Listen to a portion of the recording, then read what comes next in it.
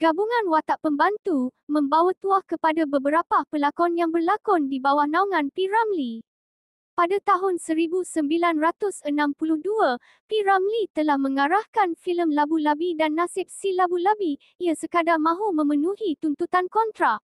Ini kerana P. Ramlee perlu menyiapkan 2 buah filem tambahan kerana beliau telah terlebih masa menyiapkan filem Ibu Mertuaku. Pemilihan pelakon utama diberikan kepada para pelakon yang seringkali muncul sebagai watak pembantu dalam filem P. Ramlee. Selepas selesai pembikinan filem Ibu Mertuaku, ketika itu pelakon M. Zain terdengar P. Ramlee sedang mencari pelakon utama dan tambahan untuk filem ini. Lantas tanpa ragu-ragu, M. Zain telah mencuba nasib beliau dengan mengikut uji bakat dengan kelebihan logat utara yang pekat serta pengalaman berlakon di bawah arahan P. Ramlee. Akhirnya beliau terpilih membawa watak Labu bin Kundo dan ini membuatkan M. Zain sangat teruja dan gembira.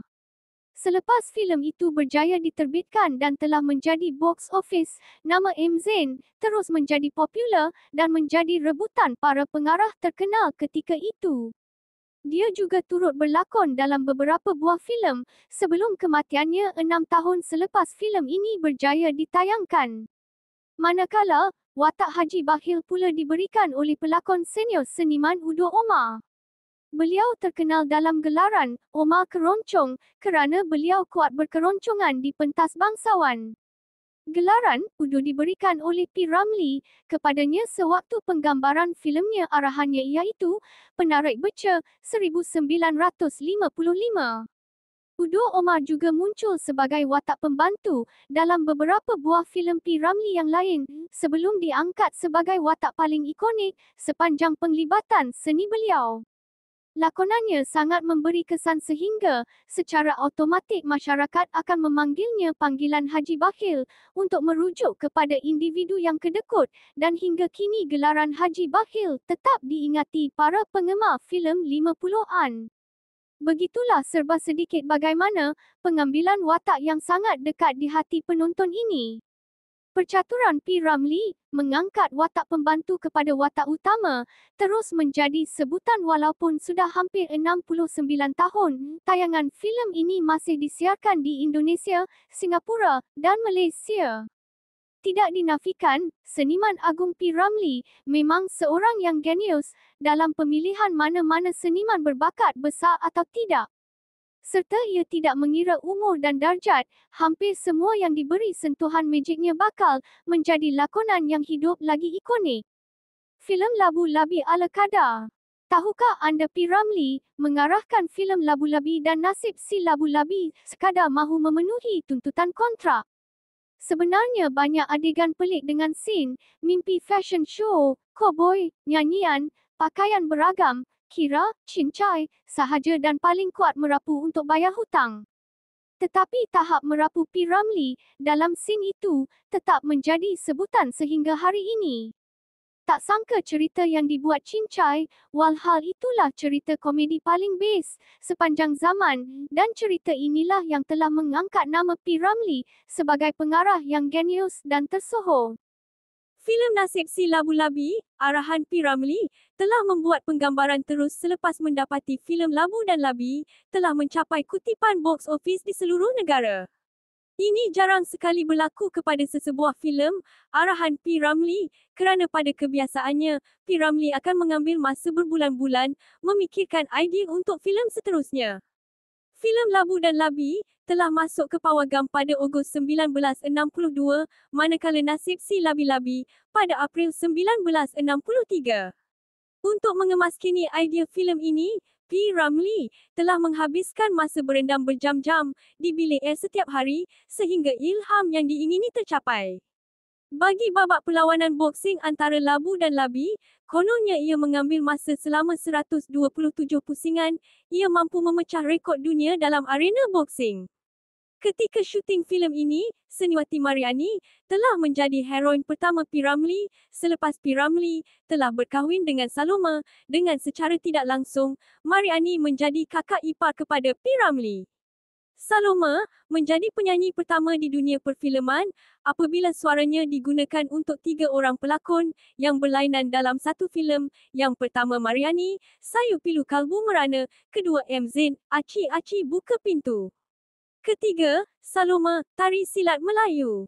Apa yang menariknya, filem ini merupakan filem pertama anak sulung kepada seniwati terkenal siput Sarawak, iaitu Murni Sarawak. Beliau memegang watak utama dalam filem Labu Labi yang membawakan watak Cikgu Murni. Tetapi awal sebelum ini, Murni pernah muncul dalam filem Non Lela sebagai watak utama. Malangnya, filem Non Lela menghadapi krisis di antara tukang bina set dan majikan ketika semasa penggambaran. Maka filem itu tertunda setengah jalan dan tidak diteruskan lagi hingga kini. Karakter asal watak Labu dan Labi adalah ciptaan pengarah S. Kadarisman. 9. Selepas filem ini, seniman Udo Umar lebih dikenali dengan nama Haji Bakhil. Dan pelakon tambahan yang lain ialah Aziz Sattar dan Ibrahim Pendik. Kini hanya filem itu saja menjadi kenangan mereka di industri perfilman, kesemua mereka telah meninggal dunia. Paling diingati Babak di Night Club, yang beznya part arwah Saloma menyanyi lagu Bila Larut Malam. Kita boleh nampak drama, kat belakang buat sound effect seperti jerit, alamak, dan lain-lain. Namun tahukah kamu, pengembaraan filem terganggu kerana nama watak utamanya Labu bin Kundur telah menjadi bahan jenaka kepada penerbit. Umum kita ketahui bahawa P. Ramlee terpaksa membayar hutang kepada syarikat besar Shaw Brothers gara-gara lambat menyiapkan filem Ibu Mertuaku 1962. Bayaran ini berbentuk mengarahkan 2 buah filem tambahan. Maka lahirlah filem Labu Labi 1962 dan Nasib Si Labu Labi 1963. Menurut beberapa sumber, naskah Labu Labi ini disiapkan dalam masa yang singkat dan P. Ramlee sendiri pernah mengeluarkan kenyataan bahawa skrip dan naratif Labu Labi ini dibuat dengan cincai sahaja. Selepas selesai penggambaran Ibu Mertuaku, perbincangan telah dilakukan bersama penolong pengarah S. Sudarmaji untuk membariskan para pelakon yang dirasakan sesuai. Pelakon-pelakon seperti Udo Omar, Mariani dan Rahimah Alias terpilih untuk membintangi filem ini.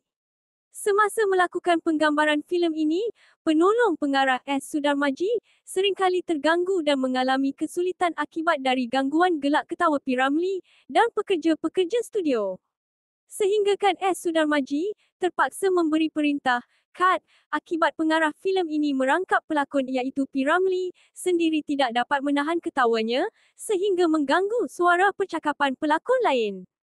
Babak yang paling banyak sekali dibuat berulang kali ialah ketika M. Zain mengenakan pakaian tukang masak mengakibatkan P. Ramlee tidak dapat menahan perasaannya dari ketawa. Populariti M. Zain meningkat dan membawa tuah kepada karya lakonannya dan menjadi antara watak yang paling diingati sehingga kini. Boleh dikatakan, P. Ramlee adalah individu yang bertanggungjawab dalam menaikkan nama M. Zain di layar perak. M. Zain selepas itu tidak pernah berpeluang lagi untuk berlakon di bawah arahan P. Ramlee kerana beliau berpindah ke Kuala Lumpur.